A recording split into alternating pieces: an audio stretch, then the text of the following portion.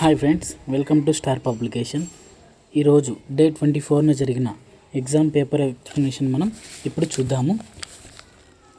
First question, ఈ క్రింద ఇచ్చిన వాక్యాలను పరిశీలించండి. స్టేట్మెంట్ ఏ, భావనలు అనగా వస్తువులు, సందర్భాలు, విషయాలను సమూహాలుగా చేయుటకు ఉపయోగపడే మానసిక క్రమములు. ఇది మనకు సరైన నిర్వచనమే అవుతుంది. కావున స్టేట్మెంటే సరైనది. స్టేట్మెంట్ బి, సామాన్య ఉమ్మడి లక్షణాలు ఉన్న ఒక ఉద్దీపన తరగతినే ఇక్కడ ఉద్దేశం అని ఉంది, కానీ ఉద్దేశం కాదు. సామాన్య ఉమ్మడి లక్షణాలు ఉన్న ఒక ఉద్దీపన తరగతిని మనము భావన అంటారు. కావున స్టేట్మెంట్ బి సరికాదు. ఏ సరైనది, బి సరికానిది. నెక్స్ట్ క్వశ్చన్, ఈ క్రింద ఇచ్చిన వాక్యాలను పరిశీలించండి. స్టేట్మెంట్ ఏ, ఒక వస్తువును కానీ, వ్యక్తిని కానీ, సంఘటనకు కానీ, పరిస్థితికి కానీ సంబంధించి కల్పించే సాధారణ అవగాహనను భావన అంటారు. అనగా సామాన్యీకరణమిచ్చిన భావమే భావన. ఇది మనకు సరైన స్టేట్మెంటే అవుతుంది. నెక్స్ట్ స్టేట్మెంట్ బి, భావన అనే పదము వస్తువులకు, సంఘటనలకు సామాన్య ధర్మాన్ని నిర్దేశిస్తుంది అని చెప్పవచ్చు. అభ్యసనను భావనలు బాగా ప్రభావితం చేస్తాయి. ఇది కూడా మనకు సరైన స్టేట్మెంటే. కావున ఏబి రెండు సరైనవి. నెక్స్ట్ క్వశ్చన్, భావనల ఉద్దేశాలలో సరికాని దానిని గుర్తించండి. మనకు భావనల ఉద్దేశాలలో సరికానిది ఏది అంటే చూద్దాం. ఫస్ట్ ఆప్షన్, విషయాలను సాధారణీకరణ చేయుట. ఇది మనకు భావన ఉద్దేశాలలో సరైనదే. నెక్స్ట్, సంబంధాలను ఏర్పరచుటకు, భేదాలను గుర్తించుటకు భావనలు అనేవి ముఖ్యంగా ఉపయోగపడతాయి. కావున ఆప్షన్ 2 కూడా మనకు సరైనదే. స్మృతిని పెంపొందించుకొనుటకు, అభ్యసన అంశాలలో అస్పష్టత నేర్పరచుట. మనము స్మృతిని పెంపొందించాలి అంటే అస్పష్టత ఏర్పరచకూడదు, స్పష్టత ఏర్పరచాలి. కావున స్టేట్మెంట్ ఆప్షన్ 3 అనేది మనకు సరికాదు. భావన ఉద్దేశాల్లో సరికానిది ఏదంటే ఆప్షన్ 3 అంటాం. మనకు ఆప్షన్ 4 కూడా మనకు సరైనదే అవుతుంది. అభ్యసన ప్రవర్తనలను పునర్బలనం చేయుట. ఇది మనకు సరైన ఆప్షన్ అవుతుంది. నెక్స్ట్ క్వశ్చన్, భావనలు ఏర్పడే విధానంలో సరైన వరుస క్రమాన్ని గుర్తించండి. ఇక్కడ మనకు భావనలు ఎలా ఏర్పడతాయో సరైన వరుస క్రమాన్ని గుర్తించండి అంటున్నాడు. మనకు ఫస్ట్ ఏమొస్తుంది అంటే సన్నివేశాన్ని బాగా పరిశీలించాలి అనేది వస్తుంది. తర్వాత సన్నివేశాలను పోల్చి చూసుకొని వాటిలోని సమాన లక్షణాలను గుర్తించాలి. అది మనకు రెండవది అవుతుంది. మూడవది ఏమవుతుంది అంటే మనకు గుర్తించిన లక్షణాలను సంక్షిప్త చేయగలగాలి. ఇది మనకు మూడవది అవుతుంది. నాలుగవది ఏమవుతుంది అంటే లక్షణాలను సరిచూడగలగాలి. ఐదవది వాటి ఐక్యతను సరైన నామకరణం చేయగలగాలి. ఇది మనకు భావనలు ఏర్పడే విధానంగా చెప్పుకుంటాము. మనకు ఆప్షన్ 4 అనేది ACBED అనేది మనకు సరైనది అవుతుంది. నెక్స్ట్ క్వశ్చన్, ఈ క్రింద ఇచ్చిన వాక్యాలను పరిశీలించండి. స్టేట్మెంటే, పిల్లలలో వారి వయస్సు, అనుభవము మరియు పరిసరముల ప్రభావం వల్ల రంగు, ఆకారము, బరువు, స్థలము, కాలము వంటి మూర్త భావనలు, ఆత్మభావన, రసానుభూతి, కళాధారణ, సామాజిక స్పృహ వంటి అమూర్త భావనలు ఏర్పడతాయి. ఇది మనకు సరైన స్టేట్మెంటే అవుతాయి. మూర్త భావనలు మరియు అమూర్త భావనలు అనేవి ఏర్పడతాయి పిల్లల వయస్సు, అనుభవము, పరిసరాల ప్రభావం వల్ల. కావున స్టేట్మెంటే సరైనది. స్టేట్మెంట్ బి, వ్యక్తి మానసిక వికాసములో భావనోద్భావము అంతర్భాగం కాదు అని ఇచ్చినారు ఇక్కడ. కానీ మానసిక వికాసంలో భావనోద్భావం అనేది మనకు సరైన ఆప్షన్ అవుతుంది. కానీ స్టేట్మెంట్ బి సరికాదు. ఏ సరైనది, బి సరికానిది. నెక్స్ట్ క్వశ్చన్, ఈ క్రింద ఇచ్చిన వాక్యాలను పరిశీలించండి. స్టేట్మెంటే, సంక్లిష్ట భావనలు అంటే ఏమంటే ఇక్కడ ఏకైక ఉద్దీపన గుణం ఉన్న వస్తువులను లేదా సంఘటనలను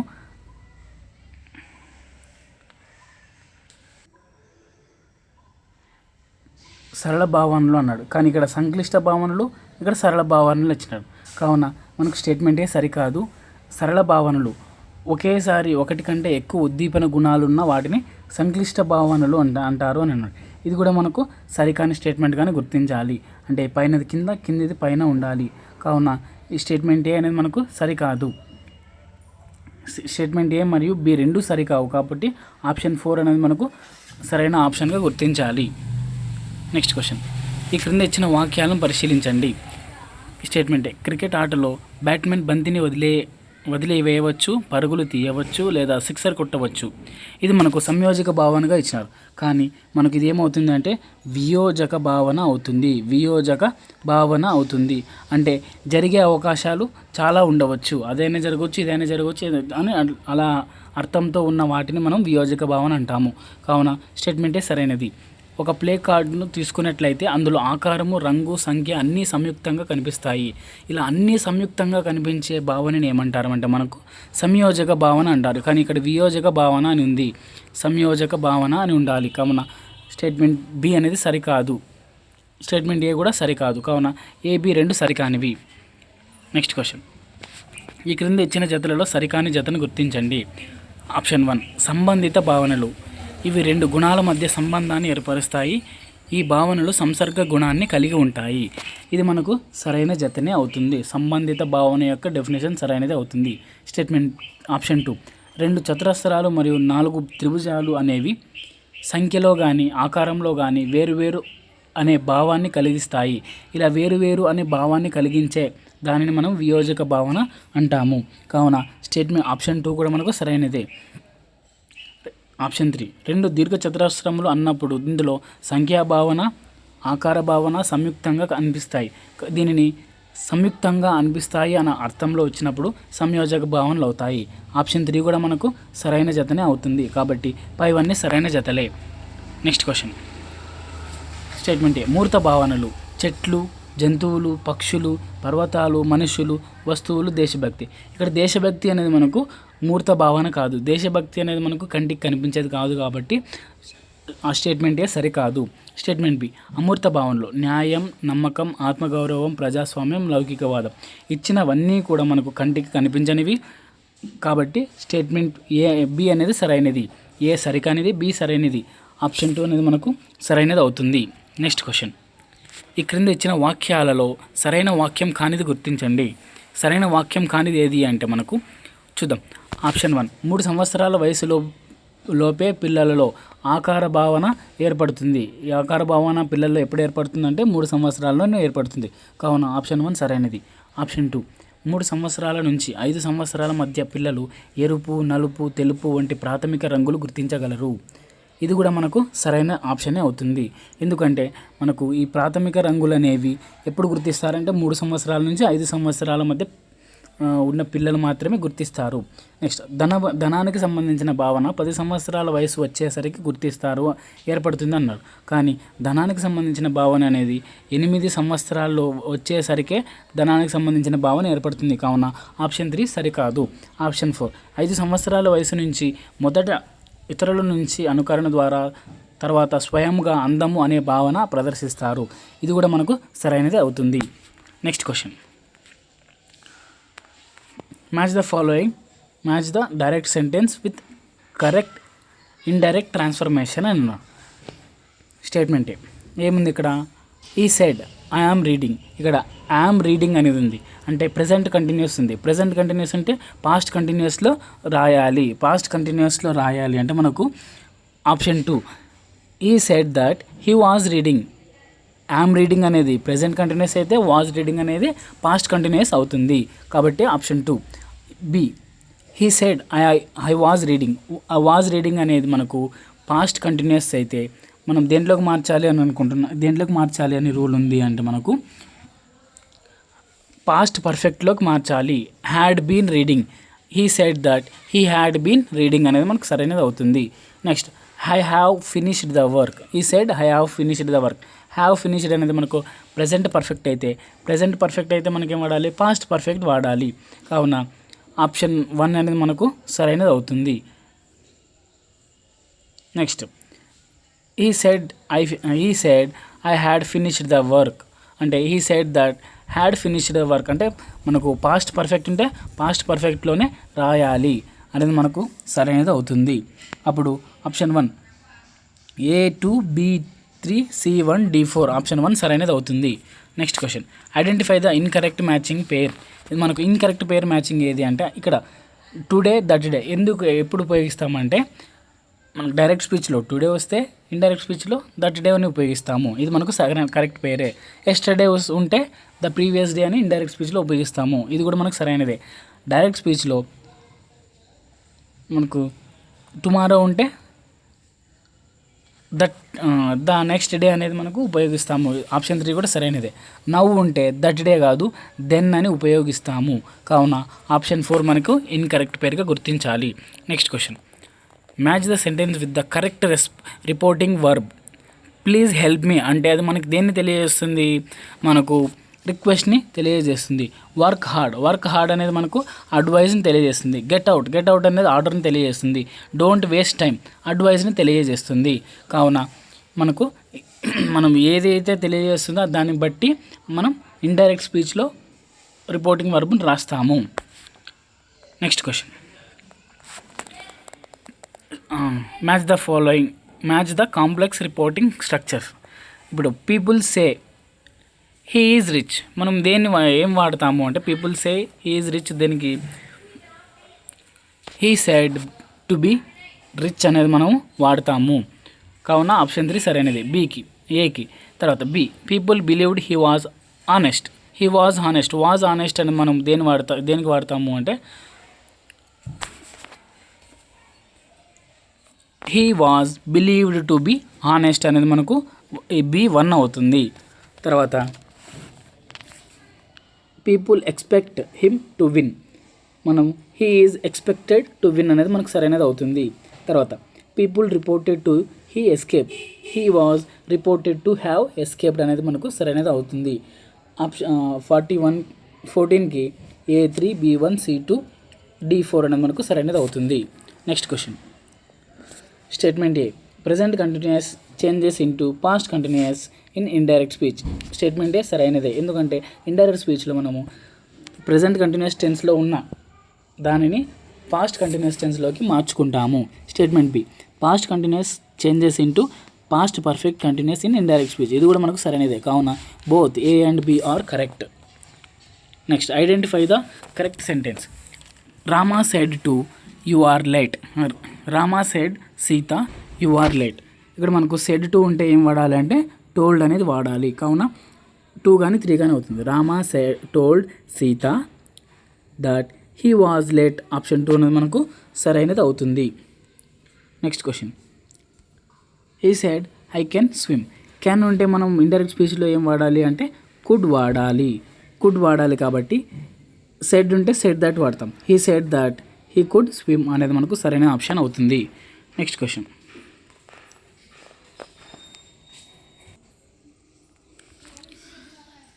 he said I may help you. ఇక్కడ మే అనేది ఉంది. మే ఉంటే ఇండైరెక్ట్ స్పీచ్లో మనము మైట్ అనేది ఉపయోగిస్తాము. మైట్ అనే హెల్పింగ్ వర్బ్ అంటే ప్రెజెంట్ మోడల్ వర్బ్ అయిన మేని మైట్ అనే పాస్ట్ మోడల్ వర్బ్గా మారుస్తాము ఇండైరెక్ట్ స్పీచ్లో. కావున he said that he might help you అనేది మనకు హీ మైట్ హెల్ప్ మీ అనేది మనకు సరైనది అవుతుంది. యూ అనేది మీగా మారుతుంది. కావున మనకు ఆప్షన్ 1 అనేది మనకు సరైనది అవుతుంది. ఈ said that he might help me అనేది మనకు సరైన ఆన్సర్ అవుతుంది. Next question, he said do you know English. ఇక్కడ డూ నో అంటే మనకు V1 ఉన్నట్టు అంటే ప్రెజెంట్ సింపుల్ ప్రెజెంట్ ఉన్నట్టు సింపుల్ పాస్ట్లోకి మార్చాలి. న్యూ V2 అనేది నోకి న్యూ అనేది V2 అవుతుంది. కావున he said do you know me, do you know English అనేది మనకు ఆస్క్డ్ అనేది మనకు అడుగుతున్నాం కాబట్టి ఆస్క్డ్ అనేది ఉపయోగిస్తాం. He asked if I knew English అనేది మనకు సరైన ఇండైరెక్ట్ స్పీచ్ అవుతుంది. Next question, choose the correct indirect speech. The teacher said work hard. ఇక్కడ మనకు టీచర్ సెడ్ వర్క్ హార్డ్ ఉన్నప్పుడు ఏం వాడతామంటే 2+V1గా 2+ మనం ఏదైతే ఉంటుందో డైరెక్ట్ స్పీచ్ అదే వాడతాము. కావున మనకు the teacher advised us to work hard అనేది మనకు సరైన ఇండైరెక్ట్ స్పీచ్ అవుతుంది. నెక్స్ట్ క్వశ్చన్, స్టేట్మెంటే, బిందువు అనేది ఒక స్థానాన్ని సూచిస్తుంది. ఇది మనకు సరైన స్టేట్మెంటే. బిందువులను బిందువు ఏ, బిందువు బి మరియు బిందువు సి అని చదువుతాము. ఇది కూడా మనకు సరైనది. కావున AB 2 సరైనవే. నెక్స్ట్ క్వశ్చన్, ఈ క్రింద ఇచ్చిన వాక్యాలను పరిశీలించండి. స్టేట్మెంట్ ఏ. పరస్పరం ఖండించుకునే రేఖలు సమాంతరాలు అంటాం. ఇక్కడ సమాంతరాలు కాదు, ఖండన రేఖలు అంటాము. ఖండన రేఖలు అంటాం కాబట్టి స్టేట్మెంట్ ఏ సరికాదు.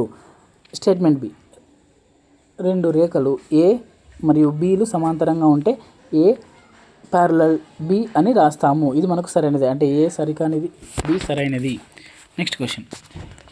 ఈ క్రింద ఇచ్చిన జతలలో సరికాని జత గుర్తించండి అంటున్నాడు. ఇప్పుడు మనం 1 మిల్లీమీటర్ని సెంటీమీటర్లోకి మార్చాలి అంటే 0.1 సెంటీమీటర్గా రాస్తాము. ఎందుకంటే 1 సెంటీమీటర్ = 10 మిల్లీమీటర్లు. అప్పుడు 1 మిల్లీమీటర్ అంటే మనం 10ని యువతలకి తీసుకొస్తాం అంటే బై అవుతుంది. 1/10 అంటే 0.1గా రాసుకుంటాము. కావున 1 మిల్లీమీటర్ అంటే 0.1 సెంటీమీటర్గా ఉంటుంది. కావున ఇది సరైనదే. సేమ్ అలాగే 2 మిల్లీమీటర్స్ అంటే 0.2 సెంటీమీటర్స్ అవుతుంది. నెక్స్ట్ 2.3 సెంటీమీటర్స్ అంటే 2 సెంటీమీటర్స్ 3 మిల్లీమీటర్స్ అనేది మనకు అవుతుంది. కావున ఆప్షన్ 3 కూడా సరైనది. పైవన్నీ సరైన జతలే. Next question.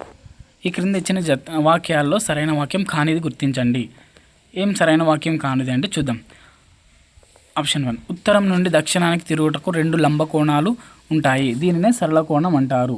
ఇది మనకు సరైనదే. ఎందుకంటే పైన ఉత్తరము, కింద దక్షిణము, తూర్పు, పడమర. ఉత్తరం నుంచి దక్షిణానికి అంటే 180 డిగ్రీలు తిరిగితే అప్పుడు సరళ కోణం అవుతుంది. కావున ఆప్షన్ 1 అనేది మనకు సరైనదే అవుతుంది. Next option 2. ఒక పూర్తి భ్రమణం చేసినప్పుడు ఏర్పడు కోణము ఒక సంపూరక కోణము. ఇక్కడ మనకు సంపూరక కోణం అంటే 180 డిగ్రీలు. కానీ ఒక పూర్తి భ్రమణం అంటే మనకు 360 డిగ్రీలు తిరగాలి. కావున ఆప్షన్ 2 అనేది మనకు సరికాని వాక్యంగా గుర్తించాలి. Next option 3. స్థానదోషం. సరైన కొలత పొందడానికి కన్ను సరిగ్గా గుర్తు పైన నిలువుగా ఉంచాలి, లేకపోతే కోణీయ వీక్షణ కారణంగా లోపాలు జరగవచ్చు. కావున ఇది మనకు సరైన స్టేట్మెంట్ ఆప్షన్ అవుతుంది. కావున ఆప్షన్ 2 మనకు సరికాని వాక్యంగా గుర్తించాలి. Next question. ఈ క్రింద ఇచ్చిన వాటిని పరిశీలించండి. స్టేట్మెంట్ ఏ. 12 నుండి 6 వరకు ఒక పూర్తి భ్రమణంలో 1/2 వంతు లేదా 2 లంబ కోణాలు. ఇక్కడ మనకు 12 నుంచి 6 వరకు అంటే ఇక్కడ ఏమంటే గడియారం అని ఉండాలి. ఇక్కడ మిస్టేక్ పడింది. ఇది పడాల్సింది. గడియారంలో 12 గంటల నుంచి 6 గంటల వరకు ఒక పూర్తి భ్రమణం అంటే 1/2 వంతు లేదా 2 లంబ కోణాలు. ఇది మనకు సరైనది అవుతుంది. ఎందుకంటే ఇక్కడ 12 ఇక్కడ ఉంటే 6 ఇక్కడ ఉంటుంది. మనకు ఇక్కడ ఇలా తిరగాలి కాబట్టి ఒక పూర్తి భ్రమణంలో సగం కాబట్టి 1/2 అనేది మనకు సరైనది అవుతుంది. Next statement B. 12 నుండి 6 వరకు ఒక పూర్తి భ్రమణంలో 1/4 లేదా ఒక లంబ కోణం. మనం ఏమంటున్నాడు ఇక్కడ 1/4 4 భాగాలు చేస్తే ఒక భాగం తిరిగితే అని అంటున్నాడు. 12 నుంచి 6 వరకు అన్నాడు. 12 నుంచి 6 అంటే మొత్తం తిరగాలి, సగం తిరగాలి, 1/2 అనేది ఉండాలి. కానీ ఇక్కడ 1/4 ఉంది. ఒక లంబ కోణం అంటే 90 డిగ్రీసే తిరగాలి. కానీ ఇక్కడ 180 డిగ్రీస్ తిరగాలి అంటున్నాడు. కాబట్టి స్టేట్మెంట్ బి అనేది ఇది మనకు సరైన స్టేట్మెంటే అవుతుంది. Next statement C. 1 నుండి 10 వరకు అంటే గడియారంలో 1 నుంచి 10 వరకు ఉన్న పూర్తి భ్రమణంలో 3/4 వంతు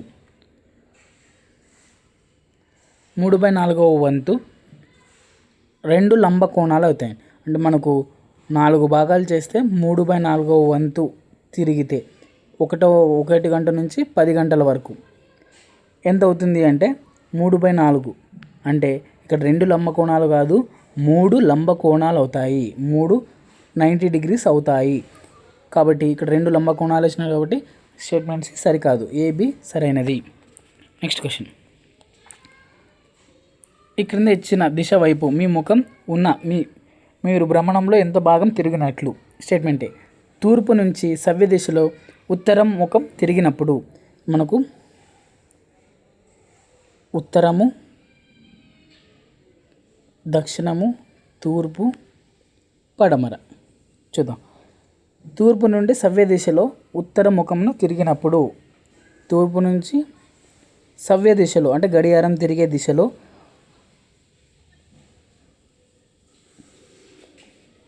తిరిగినప్పుడు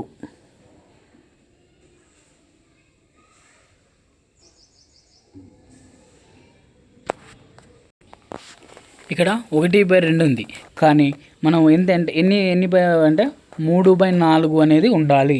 ఎందుకంటే ఇదొక భాగము, ఇదొక భాగము, ఇదొక భాగం, 3 భాగాలు తిరిగినాం.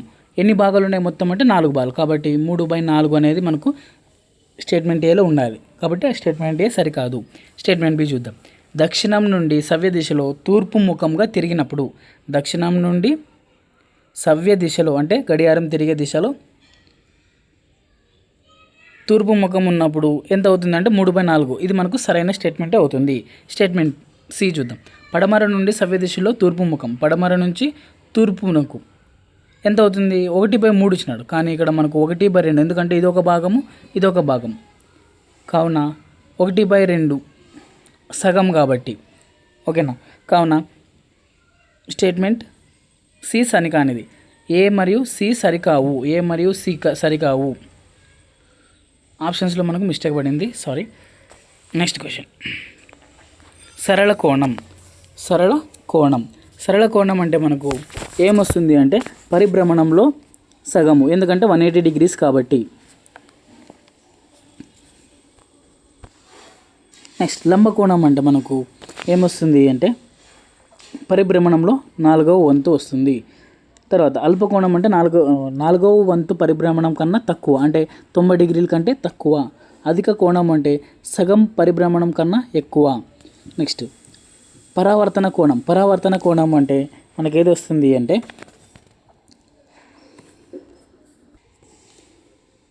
3/4 మరియు 1/2 వంతు పరిభ్రమణాల మధ్య ఉండును. అంటే 180 డిగ్రీల కంటే ఎక్కువ, 270 కంటే తక్కువ. ఆ డిగ్రీల మధ్య ఉన్నదాన్ని పరావర్తన కోణం అంటారు. కావున మనకు ఆప్షన్ 4 CDABE అనేది మనకు సరైనది అవుతుంది. Next question. స్టేట్మెంట్ ఏ. మన కొలతను మనం డిగ్రీ కొలత అని పిలుస్తారు. పూర్తి భ్రమణంను 360 భాగాలుగా విభజిస్తారు. ప్రతి భాగం 1 డిగ్రీ. 360 డిగ్రీలు అని చెప్పడానికి 360 డిగ్రీలను పైన 0 పెడతాము. స్టేట్మెంటే సరైనది. Statement B. కోణమానిని దీని యొక్క వక్రంగా ఉన్న అంచు 180 డిగ్రీలు భాగాలుగా విభజించి ఉంటుంది. ప్రతి సమాన భాగము 1 డిగ్రీకి సమానము. కుడివైపు నుంచి 0 డిగ్రీలను గుర్తించడం నుంచి మొదలై 180 డిగ్రీలతో ముగుస్తుంది. అదేవిధంగా ఎడమవైపు నుంచి కూడా. ఇది కూడా మనకు సరైనదిగానే గుర్తించాలి. కావున AB 2 సరైనవి. Next question. ఇక్కడ మనకు డిగ్రీస్ పైన ఉండాలి. ఇక్కడ ఎక్స్ట్రా 0 అనేది ఇది అయింది. 900 కాదు, ఇది 900 డిగ్రీలు. 90 డిగ్రీలు, 90 డిగ్రీలు, 180 డిగ్రీలు, 360 డిగ్రీలు. సరికాని జత. అల్పకోణం. అల్పకోణం అంటే మనం 90 డిగ్రీల కంటే తక్కువ ఉన్నదాన్ని అల్పకోణం అంటారు, కాబట్టి ఇది మనకు సరైనది. అధిక కోణం. అధిక కోణం అంటే 180 డిగ్రీల కంటే తక్కువ ఉండాలి, 90 డిగ్రీల కంటే ఎక్కువ ఉండాలి. కావున ఆప్షన్ 2 మనకు సరికాదు, సరికాని జత. పరావర్తన కోణం అంటే 120 కంటే ఎక్కువ, 270 కంటే తక్కువ. నెక్స్ట్ ఒక సంపూర్ణ భ్రమణం యొక్క కొలత 360 డిగ్రీలు. ఇది మనకు సరైనదే. మనకు సరికాని జత ఏది అంటే ఆప్షన్ 2 మనకు సరికాని జత. Next question. ఈ క్రింద ఇచ్చిన వాటిని పరిశీలించండి. స్టేట్మెంట్ ఏ. 3 అసమాన భుజాలు కలిగిన త్రిభుజాన్ని విషమబాహు త్రిభుజం అంటారు. స్టేట్మెంటే సరైనది. 2 సమాన భుజాలు గల త్రిభుజాన్ని సమద్విబాహు త్రిభుజం అంటారు. అంటే 2 సమానంగా ఉండాలి, మూడవది వేరుగా ఉండాలి. ఇలా 2 సమానంగా ఉండి వేరే సమానంగా లేకపోతే దాన్ని సమద్విబాహు త్రిభుజం అంటారు. 3 సమాన భుజాలు కలిగిన త్రిభుజాన్ని సమబాహు త్రిభుజం అంటారు. ఇది మనకు 3 సరైన స్టేట్మెంటే. కావున ABC అన్నీ సరైనవి. Next question. ఈ క్రింద ఇచ్చిన వాక్యాలను పరిశీలించండి. స్టేట్మెంటే. గోధుమలు, బియ్యము లేదా పప్పుల నుండి ధూళి, రాయి, పొట్టు వంటి కొంచెం పెద్ద పరిమాణంలో ఉన్న మలినాలను వేరు చేయడానికి చేతితో ఏరివేయడం అనే పద్ధతి ఉపయోగించవచ్చు. ఇది మనకు సరైన స్టేట్మెంటే అవుతుంది. స్టేట్మెంట్ బి, సాధారణంగా మలినాలు మోతాదు ఎక్కువగా ఉండదు. ఇటువంటి పరిస్థితుల్లో పదార్థాలను వేరు చేయడం ఏరివేయుట అనానుకూలమైన పద్ధతి అని మనం తెలుసుకుంటాము. అనానుకూలము కాదు, అనుకూలమైన పద్ధతి కానీ మనం తెలుసుకుంటాము. ఎక్కువ అంటే మనము ఏదైనా గింజలు కానీ లేకపోతే ఏదైనా గోధుమలు కానీ అలాంటివి ఉన్నప్పుడు పెద్ద పెద్ద మలినాలు ఉంటే అలాంటి వాటికి మనం ఏ చేతితో వేయడం అనేది మంచి పద్ధతిగా తెలుసుకుంటాం. కాబట్టి స్టేట్మెంట్ బి సరికాదు. అనానుకూల కాదు, అనుకూలమైన పద్ధతిగా ఉండాలి. ఏ సరైనది, బి సరికానిది. Next question. స్టేట్మెంట్ ఏ, దుబ్బలు మొదలైన వాటి నుండి ధాన్యాన్ని వేరు చేయడానికి ఉపయోగించే పద్ధతి నూర్పిడి. ఇది మనకు స్టేట్మెంట్ ఏ అనేది మనకు సరైనది. స్టేట్మెంట్ బి, తూర్పార పట్టడం అనే పద్ధతిలో ధాన్యపు గింజలను వేరు చేయడానికి వాటి దుబ్బలను నేలకు కొడతారు. ఇక్కడ మనకు నేలకు కొట్టే పద్ధతి ఏది అంటే మనకు నూర్పిడి పద్ధతి. ఇక్కడ తూర్పారు పట్టడం అనేది ఉంది. తూర్పారు పట్టడం అంటే ఒక స్టూల్ మీదకి ఎక్కి మనం గింజలను గాలి ఎక్కువ ఉన్నప్పుడు ఇచ్చేస్తాం. అప్పుడు మనకు బరువైన గింజలు వెంటనే కింద పడతాయి, తేలిక ఉన్న గింజలు దూరంగా పడతాయి. ఆ బరువైన గింజలు మనం ఎక్కువ నాణ్యత కలిగి ఉన్న గింజలుగా చెప్పుకుంటాము. కాబట్టి స్టేట్మెంట్ ఏ సరైనది, స్టేట్మెంట్ బి సరికానిది. Next question. ఏ, జల్లెడ పట్టడం అనే పద్ధతిని రైతులు సాధారణంగా బరువైన ధాన్యపు గింజల నుండి తేలికైన పొట్టును వేరు చేయడానికి ఉపయోగిస్తారు. ఇక్కడ మనకు సరికాని స్టేట్మెంట్గా గుర్తించాలి. ఎందుకంటే జల్లెడ పట్టడం అనేది కాదు, మనకు తూర్పారు పట్టడం అనేది మనకు ఉపయోగిస్తాము. తూర్పారు పట్టడం, బరువైన గింజలు ఒకే దగ్గర పడితే తేలిక గింజలు దూరం పడతాయి. నెక్స్ట్ స్టేట్మెంట్ బి, నూర్పిడి మరియు తూర్పారు పట్టిన తర్వాత కూడా గోధుమలో ఇంకా ఉన్న రాళ్ళు, పరకలు, పొట్టు జల్లెడ పట్టడం ద్వారా తొలగించవచ్చు. ఇది మనకు సరైనది అవుతుంది. స్టేట్మెంట్ సి, మిశ్రమం యొక్క అంశాలు వేరువేరు పరిమాణాలను కలిగి ఉన్నప్పుడే జల్లెడ పట్టడం వినియోగించవచ్చు. ఇది కూడా మనకు సరైనది అవుతుంది. కాబట్టి బీసీ సరైనది. Next question. ఈ క్రింద ఇచ్చిన వాక్యాలను పరిశీలించండి. స్టేట్మెంట్ ఏ, నీరు కలిపినప్పుడు మిశ్రమంలో బరువైన అంశము నీటి అడుగున భాగాన చేరుతుంది. ఈ ప్రక్రియను అవక్షేపణం అంటారు. నీరు దుమ్ముతో పాటు తొలగించినప్పుడు ఈ ప్రక్రియనే తేర్చడం అంటారు. అంటే మనం ఏదైనా దుమ్ము కలిగిన నీటిని తీసుకొని అలాగే కొద్దిసేపు ఉంటే అది నీటి అడుగు భాగాన మలినాలు చేరుతాయి. దానిని తేర్చడం ద్వారా అంటే కొద్దిసేపు కొంచెం వంచడం ద్వారా మంచినీటిని వేరు చేయవచ్చు. అలా మనము తేర్చడము చేస్తాము. స్టేట్మెంటే సరైనది. అతి సన్నని రంధ్రాలు కలిగిన వడపోత సాధనము వడపోత కాగితం. ఇది మనకు సరైన స్టేట్మెంటే అవుతుంది. కావున ఏ, బి రెండు సరైనవి. Next question. ఈ క్రింద ఇచ్చిన వాక్యాన్ని పరిశీలించండి. స్టేట్మెంటే, నీటిని దాని ఆవిరి మార్చే ప్రక్రియను బాష్పీభవనం అంటారు. నీటిని దాని ఆవిరిగా మార్చే ప్రక్రియను బాష్పీభవనం అంటారు. స్టేట్మెంటే సరైనదే. నీరున్న ప్రతి చోటు ఈ బాష్పీభవన ప్రక్రియ నిరంతరం జరగదు ఉంది. కానీ నిరంతరం అనేది జరుగుతూనే ఉండే ప్రక్రియే బాష్పీభవన ప్రక్రియ. మనకు ఎక్కడ నీరున్న కూడా అక్కడ బాష్పీభవన ప్రక్రియ జరుగుతూనే ఉంటుంది. కావున స్టేట్మెంట్ బి సరికాదు. ఏ సరైనది, బి సరికానిది. Next question. ఈ క్రింద ఇచ్చిన వాక్యాల్లో సరైన వాక్యం కానిది ఏది అని అన్నాడు. ఇక్కడ ఆప్షన్ 1, నీటి ఆవిరిని ద్రవ రూపంలోకి మార్చే ప్రక్రియను సాంద్రీకరణం అంటారు. మనకు ఆప్షన్ 1 సరైనదే. నెక్స్ట్ ఆప్షన్ 2, సముద్రపు నీటి నుండి ఉప్పును పొందుట బాష్పీభవనము. ఎందుకంటే మనము నీటిని ఒక దగ్గరకు ఒక మడిలాగా చేసేసి ఆ మడిలాగా ఉన్న దాంట్లో సముద్రపు నీటిని తీసుకొని అలాగే వదిలేస్తాం. అప్పుడు నీరు అంతా ఆవిరైపోయి ఉప్పు మిగులుతుంది మనకు. కావున స్టేట్మెంట్ 2 సరైనదే, option 2. Next, cottage cheese paneer తయారీ ప్రక్రియలో వడపోత పద్ధతిని ఉపయోగిస్తాము. ఓకేనా, అంటే మనం ఈ పన్నీర్ని తయారు చేయడానికి వడపోత పద్ధతిని ఉపయోగిస్తాము. ఆప్షన్ 3 కూడా సరైనదే. ద్రవ రూపంలో ఉన్న ఘన పదార్థాన్ని వేరు చేయడానికి సాంద్రీకరణం ప్రక్రియను ఉపయోగిస్తాము. ద్రవ రూపంలో కరిగి ఉన్న ఘన పదార్థాలను వేరు చేయడానికి అంటే ఏమి, సముద్రపు నీటి నుంచి ఉప్పు తయారు చేయడం. దాన్ని ఉపయోగించడానికి ఏ పద్ధతి ఉపయోగిస్తామని చెప్పినాము, బాష్పీభవనం ఉపయోగిస్తాము అని చెప్పినాం. కావున ఇక్కడ సాంద్రీకరణం కాదు, బాష్పీభవనం అనేది మనకు సరైనది అవుతుంది. ఆప్షన్ 4 సరికాని వాక్యంగా గుర్తించాలి. Next question. స్టేట్మెంట్ ఏ, ఒక ద్రావణంలో అంతకు మించి అదనపు పదార్థము కరగడానికి వీలు లేనటువంటి ద్రావణాన్ని సంతృప్త ద్రావణము అంటారు. ఆప్షన్ ఏ స్టేట్మెంటే సరైనది. స్టేట్మెంట్ బి, ఒక ద్రావణాన్ని వేడి చేయడం ద్వారా దానిలో మరికొంత పదార్థం కరిగేలా చేయవచ్చు. ఆప్షన్ స్టేట్మెంట్ బి కూడా సరైనదే. నెక్స్ట్ స్టేట్మెంట్ సి, నీరు తనలో కరిగే పదార్థాలను వివిధ పరిమాణాల్లో కరిగించుకుంటుంది. ఇది కూడా అంటే ఒక్కొక్క పదార్థం ఒక్కొక్క పరిమాణంలో కరిగించుకుంటుంది. కావున స్టేట్మెంట్ సి సరైనదే. ఏబిసి అన్నీ సరైనవి. Next question. స్టేట్మెంటే, బలహీన కాండం కలిగి నిటారుగా నిలబడలేని నేల మీద వ్యాపించు మొక్కలను ఎగబ్రాకే మొక్కలు అన్నారు. కానీ ఎగబ్రాకే మొక్కలు కాదు, ప్రాకే మొక్కలు అని ఉండాలి. ప్రాకే మొక్కలని మనము నిటారుగా నిలబడడానికి వీలు లేకుండా వ్యాపించుకుంటూ నేల మీదనే వ్యాపించుకుంటూ ప్రాక్కుంటూ వెళ్తాయి. ఈ గుమ్మడికాయ, మరి మనకు పుచ్చకాయ ఇలాంటి మొక్కలను మనం ప్రాకే మొక్కలుగా చెప్పుకుంటాము. నెక్స్ట్ స్టేట్మెంట్ బి, దేనినైనా ఆధారం చేసుకొని పైకి ఎక్కే లేదా ఎగబ్రాకే వాటిని ఎగబ్రాకే మొక్కలు అంటారు. గుల్మాలు, పొదలు వృక్షాలకు భిన్నంగా ఉంటాయి. కావున ఇది మనకు సరైన స్టేట్మెంట్గానే గుర్తించాలి. ఏ సరికానిది, బి సరైనది. Next question. ఈ క్రింద ఇచ్చిన వాక్యాల్లో సరైన వాక్యం కానిది ఏది మనకు సరైన వాక్యం కాదు అంటే మనకు ఆప్షన్ 4, నీరు ఆవిరి రూపంలో ఆకుల నుంచి బయటకు వచ్చే ప్రక్రియను బాష్పీభవనం అన్నారు. కానీ మనం మొక్కల నుంచి నీరు బయటకు ఆవిరిగా మారేదాన్ని బాష్పోత్సేకం అంటారు. ఇది గుర్తుపెట్టుకోవాలి. నీరు మొక్కల నుంచి ఆవిరిగా మారడాన్ని బాష్పోత్సేకం అంటారు. ఆప్షన్ 4 సరైన వాక్యం కాదు. మిగిలినవన్నీ కూడా మనకు సరైన వాక్యాలే. నెక్స్ట్, సరైన వాక్యం కాని దానిని గుర్తించమని అడుగుతున్నాడు. ఆప్షన్ 1, పుష్పంలో అండకోశం యొక్క అత్యంత దిగువన ఉన్న మరియు ఉబ్బిన భాగము. అండకోశం అనేది మనకు అత్యంత దిగువన మరియు ఉబ్బిన భాగంగా గుర్తిస్తాము పుష్పంలో.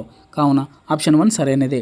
ఆప్షన్ 2, పుష్పంలో అన్నిటికన్నా లోపలి భాగాన్ని అండకోశం అంటారు. ఇది కూడా మనకు సరైనదే. ఎందుకంటే పుష్పంలో కింద లోపల భాగంని అండకోశం అంటారు. నెక్స్ట్ ఆప్షన్ 3, పత్రాలలో సమాంతర ఈనెల వ్యాపనం గల మొక్కలను తల్లివేరు ఉంటుంది. కాదు, మనకు సమాంతర ఈనెల వ్యాపనం కాదు, జాలాకార ఈనెల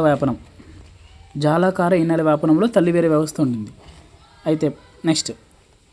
అయితే పత్రాల్లో జాలకార ఈనెల వ్యాపనం గల మొక్కలు గుబురు వేర్లు ఉంటాయి. సమాంతర ఈనెల వ్యాపనంలో గుబురు వేర్లు ఉంటాయి. కావున ఆప్షన్ 3 సరికాని వాక్యంగా గుర్తించాలి. గుర్తుపెట్టుకోండి, జాలాకార ఈనెల వ్యాపనంలో మనకు ఏముంటాయంటే తల్లి వేరు వ్యవస్థ ఉంటుంది. అంటే ఒక ప్రధాన వేరుకు పిల్ల వేర్లు ఉంటాయి. అలాగే సమాంతర ఈనెల వ్యాపనానికి మనకి ఏది ఉంటుందంటే గుబురు వేరు వ్యవస్థ. అంటే దానికి తల్లి వేరు ఉండదు, గుబురుగా ఉంటాయి. కావున ఆప్షన్ 3 సరికాదు. Next question. ఈ క్రింద వాటిలో ఉపన్యాస పద్ధతి ప్రయోజనం కానిది ఏది? ఉపన్యాస పద్ధతి యొక్క ప్రయోజనం కానిది అంటే ఆప్షన్ 1, తక్కువ కాలంలో ఎక్కువ అంశాలు బోధించవచ్చు. ఇది మనకు సరైన ఉపన్యాస పద్ధతి యొక్క ప్రయోజనమే. నెక్స్ట్, పునశ్చరణ చేయడానికి అంటే రీకాల్ చేయడానికి ఉపన్యాస పద్ధతి సరైనదే. ఇది కూడా మనకు సరైనదే. ఆచరణ ద్వారా అభ్యసనం. ఇప్పుడు మనకు ఉపన్యాస పద్ధతి అంటే ఉపాధ్యాయుడు చెప్పుకుంటూ పోతాడు పాఠాన్ని. అలా అక్కడ మనకు ఆచరణ ఏమైనా ఉందా? పిల్లలతో ఏమైనా ఆచరణ చేసేది ఉందా? లేదు. కాబట్టి ఆప్షన్ 3 సరికాదు. నెక్స్ట్, ప్రేరణ కలిగించడానికి అంటే మోటివేషన్ చేయడానికి ఉపన్యాస పద్ధతి సరైనది అవుతుంది. కావున ఆప్షన్ 4 కూడా సరైనదే. ఆప్షన్ 3 ఆచరణ ద్వారా అభ్యసనం అనేది మనకు ఉపన్యాస పద్ధతి యొక్క ప్రయోజనం కాదు. Next question. ఆర్కిమెడిస్ స్నానం చేస్తూ ప్లవన సూత్రాన్ని కనుగొనడం వివరించడానికి అనువైన బోధన పద్ధతి ఏది? ఇక్కడ మనకు అన్వేషణ పద్ధతి అనేది మనకు సరైనది అవుతుంది. ఆప్షన్ 2 అనేది మనకు సరైనది అవుతుంది. Next question. విద్యార్థులను క్షేత్ర సందర్శనకు తీసుకెళ్ళి అక్కడ విశేషాలను పరిశీలింపజేయడం ఏ రకమైన కృత్యము? మనకు బయటకు వెళ్ళి పిల్లలను నిర్మాణాత్మక పనులలో బాగుపరిచి పిల్లలకి ప్రదర్శించడం జరుగుతుంది. కావున ఆప్షన్ 1 అనేది మనకు నిర్మాణాత్మక కృత్యం అనేది సరైన ఆప్షన్ అవుతుంది. Next question. చేయవలసిన ప్రయోగం చాలా పెద్దదైనప్పుడు ఒక్క విద్యార్థి పూర్తి చేయడానికి వీలుగా లేనప్పుడు ఆ ప్రయోగాన్ని చిన్న చిన్న భాగాలుగా విభజించి పూర్తి చేయడము. ఇది మనకు డివిజన్ మెథడ్ అనేది మనకు అవుతుంది. Next question. నిర్మాణాత్మక ఉపగమంలో ఏ దశలో అభ్యాసకులందరూ ఉచ్చారణ ప్రక్రియను ఉపయోగించి తమ శోధనలో బోధన అభ్యసన ప్రక్రియను కొనసాగిస్తారు. బోధన అభ్యసన ప్రక్రియలో దేని అంటే శోధనతో అంటే ఎక్స్ప్లోర్తో. కావున ఆప్షన్ 2 సరిగానేది. నెక్స్ట్ క్వశ్చన్, యథార్థమైన సాక్ష్యాలను ఆధారంగా చేసుకొని దృగ్విషయాలను వివరించడం ఏ పద్ధతిలో జరుగుతుంది? యథార్థమైన సాక్ష్యాలతో వివరించడం అనేది ఏ పద్ధతిలో జరుగుతుంది అంటే మనకు శాస్త్రీయ పద్ధతిలో జరుగుతుంది. నెక్స్ట్ క్వశ్చన్, సామాజిక పరిసరాలలో ప్రయోజనపూర్వకంగా భౌతిక మానసిక శక్తిని ఉపయోగించి చేసే పని మనం కృత్యం అంటారు. కృత్యాన్ని మనము సామాజిక పరిసరాల్లో ప్రయోజనపూర్వకంగా చేస్తాము. నెక్స్ట్ క్వశ్చన్, ఈ క్రింది వాటిలో ఏ సందర్భంలో విద్యార్థి ప్రత్యక్ష అనుభవం పొందలేడు? మ్యాప్లలో మనకి ప్రత్యక్ష అనుభవం పొందలేడు. ప్రయోగాల్లో ప్రత్యక్ష అనుభవం పొందుతాడు, మ్యూజియంలో ప్రత్యక్ష అనుభవం పొందుతాడు, జంతు ప్రదర్శనశాలలో కూడా ప్రత్యక్ష అనుభవం పొందుతాడు.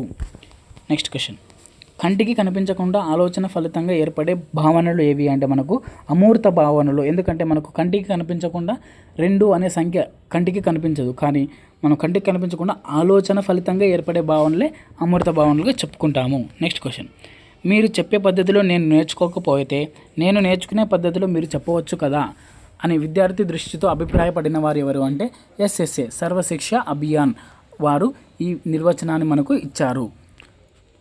ఇది మనకు ఈ రోజుకు సంబంధించిన ఎక్స్ప్లెనేషను. ఇలాంటి మరిన్ని ఎక్స్ప్లెనేషన్ వీడియోస్ కోసము స్టార్ పబ్లికేషన్ అనే యూట్యూబ్ ఛానల్ని సబ్స్క్రైబ్ చేసుకోండి. అలాగే ఇలాంటి ఫ్రీ ఎగ్జామ్ సిరీస్ని DSC వరకు రాసుకోవాలంటే 9966883021 అనే నెంబర్కి వాట్సాప్లో ఎగ్జామ్ సిరీస్ అని మనకు మెసేజ్ చేస్తే గ్రూప్లో యాడ్ చేస్తాము. మీరు ఫ్రీగా ఎగ్జామ్ సిరీస్ రాసుకోవచ్చు. Thank you.